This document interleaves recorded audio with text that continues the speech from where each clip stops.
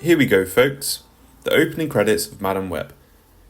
Sony's reminding us that they like to make movies about Spider-Man's friends, but not Spider-Man himself. It's like bragging about driving a Ferrari, except it's an Alfa Romeo spray painted red and a Ferrari logo slapped on the front. When you see the Sony logo, you just know you're in for a superhero movie that's desperately trying to prove it's not the third wheel of the Marvel Universe. But let's be real, this movie was probably greenlit after a very long and very desperate executive meeting. Here's Dakota Johnson as Cassandra Webb. She looks less like a psychic mutant and more like someone who'd been binge-watching Grey's Anatomy for a week straight. I half expect her to pull out a stethoscope instead of superpowers. Is it just me, or does Dakota Johnson seem slightly confused about what movie she's in? Her performance is so subdued, I'm wondering if they told her this was an indie drama and not a superhero flick. Maybe someone should have let her know she's supposed to be a mystical badass, not a mopey barista.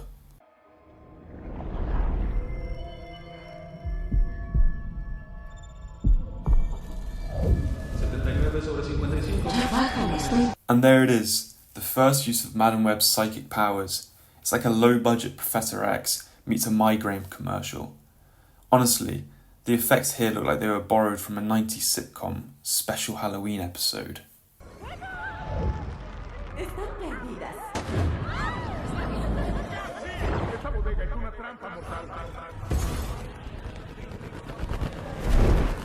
The CGI here feels like it was rendered on a PS2. For a movie that's supposed to showcase the mind-bending powers of one of Marvel's most unique characters, this looks more like they ran out of budget and had to settle for Windows Movie Maker effects. Time to meet the supporting cast. We've got the classic lineup: generic love interest number 1, sassy best friend number 2, and token mysterious figure number 3. It's like they're pulling characters straight out of a superhero movie script 101.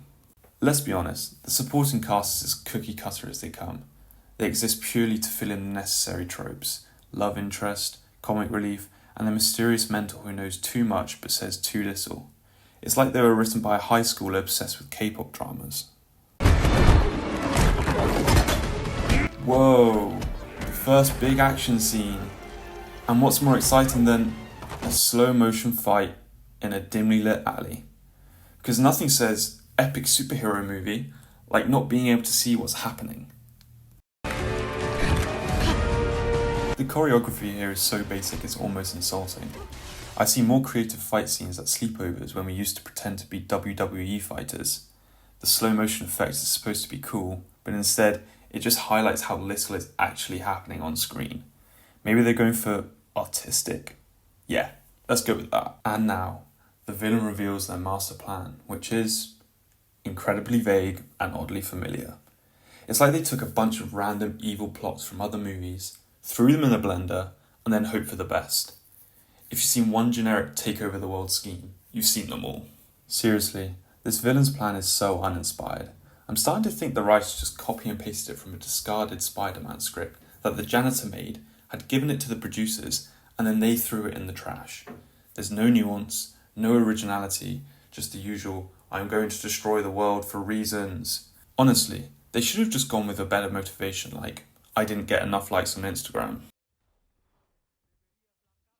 The obligatory training montage. Because we can't have a superhero movie without one, right? Instead of intense workouts and epic skill building, we get a lot of staring into the middle distance and vague attempts at psychic stuff. Truly riveting.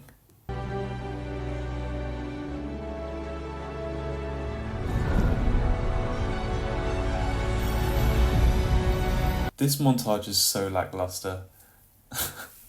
I'm starting to wonder if they filmed it during a lunch break. It's not exactly the same level as Rocky.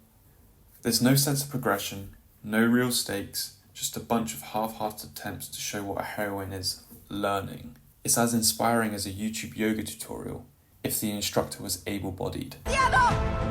It's the final countdown. The final showdown, where the fate of the world is on the line.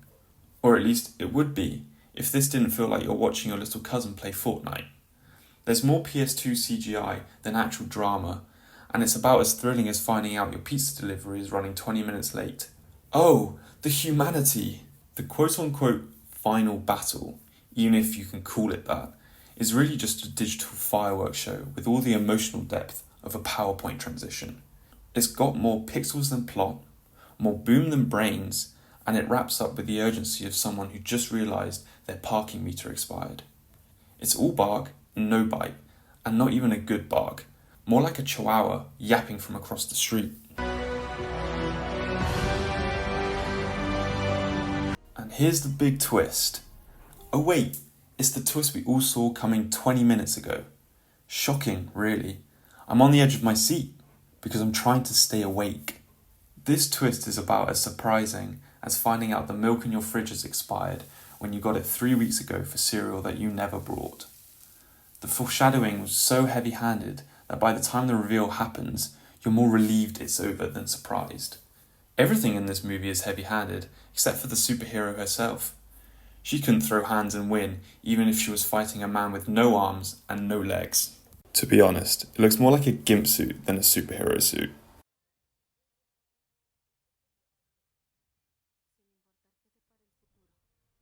And that's a wrap.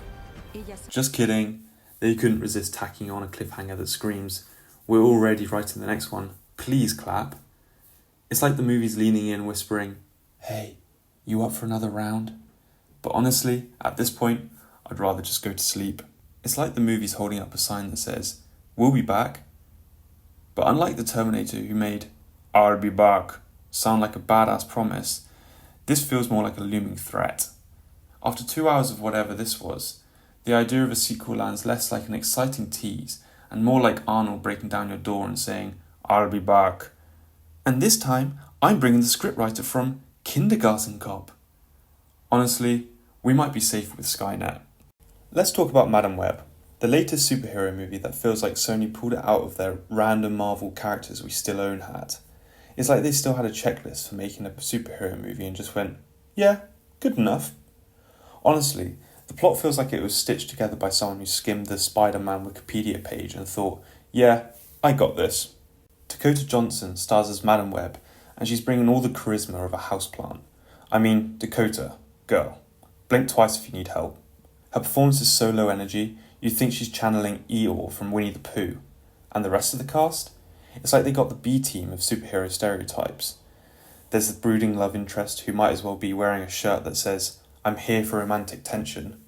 And the quirky sidekick who's basically there to deliver lines like, "Wow, that's gotta hurt," with the enthusiasm of someone reading the weather forecast. Oh, and the villain?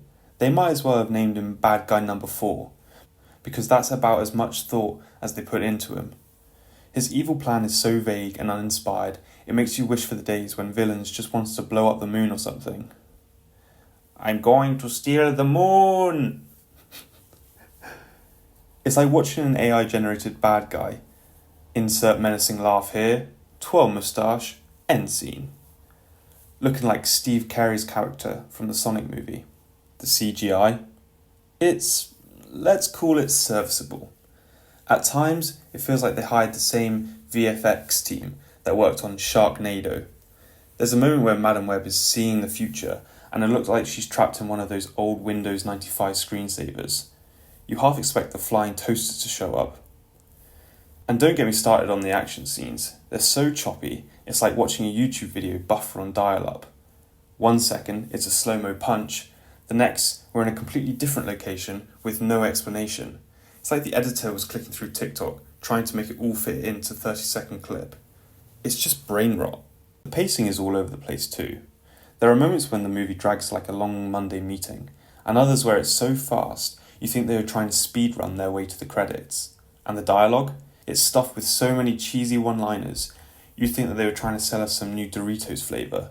Now with extra cringe. Then there's the ending, which is the cinematic equivalent of leaving you on red. It's less of a resolution and more of a, "Hey, come back for part 2. Like, sorry, but if this was a first date, I'm ghosting. The whole movie feels like a pitch meeting that got out of hand. You can almost hear the producer saying, "But what if we make her a sidekick Spider-Man?" And no one in the room had the heart to say no. I guess they just don't want to get fired. So in summary, Madame Web is the cinematic equivalent of a flat soda. It technically counts as what it's supposed to be, but it's missing all the fizz. If you're looking for the next big Marvel hit, you're better off watching Avengers for the millionth time. But hey, you're in the mood for a superhero movie that feels like it was made on a dare, then grab your 3D glasses and get ready to ask, why am I here again? If you're in the mood for a superhero movie, maybe stick with the ones that have an actual superhero in. This one, you can probably skip it. Thanks for watching, everyone. If you enjoyed this roast of Madame Web, don't forget to like, subscribe, and let me know in the comments which movie I should roast next. Until then, keep your expectations low and your popcorn salty.